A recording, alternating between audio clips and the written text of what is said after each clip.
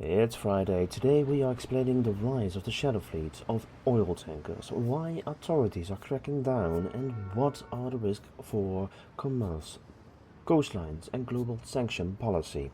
The shadow fleet is a loose network of tankers and shipping firms that use opaque registrations, fake paperwork, and alternative insurance to carry sanctioned or difficult cargo, notably Russia and Venezuela crude, around the world. These ships often change names, flags, and tracking data to hide owners and cargo, allowing sanctioned oil to keep moving despite Western price caps and export controls. Western governments and EU have responded by listing hundreds of vessels and related companies for sanction and by demanding proof of valid insurance and legal paperwork before tankers can call at ports. The EU in December added dozens more vessels to restricted list as part of the broader effort to disrupt and deter the fleet. Enforcement aims to cut the business model that lets sanctioned barrels find the buyers.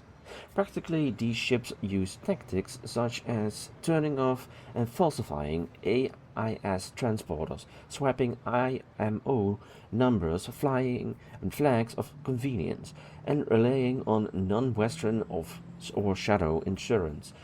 Investigators show many vessels still produce insurance certificate when challenged, a sign both of how resilient the network is and how fragile global oversight can be. The combination makes interdiction complex but not impossible.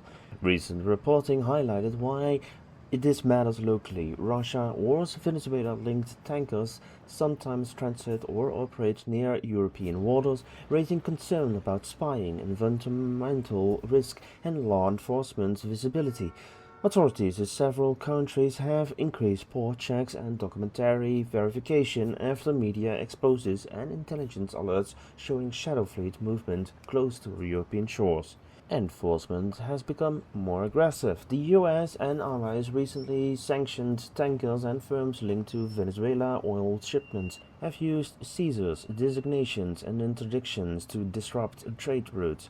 Those actions are part of the wider geopolitical context, and sanctions aim to squeeze regiments' revenue streams while the shadow fleet workaround exposes gaps in maritime governance that states are racing to close.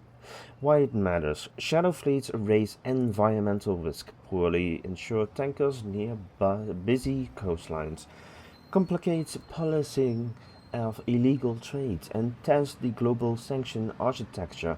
If insurers or flag registrators are unreliable, coastal states face higher cleanup and liability exposure after accidents.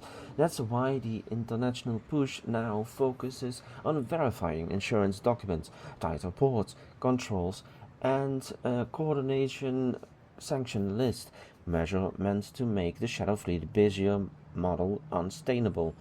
Bottom line, the shadow fleet shows how the trade can be rerouted around rules and how government cooperation, better documented checks, and sanctions lists can constrain it.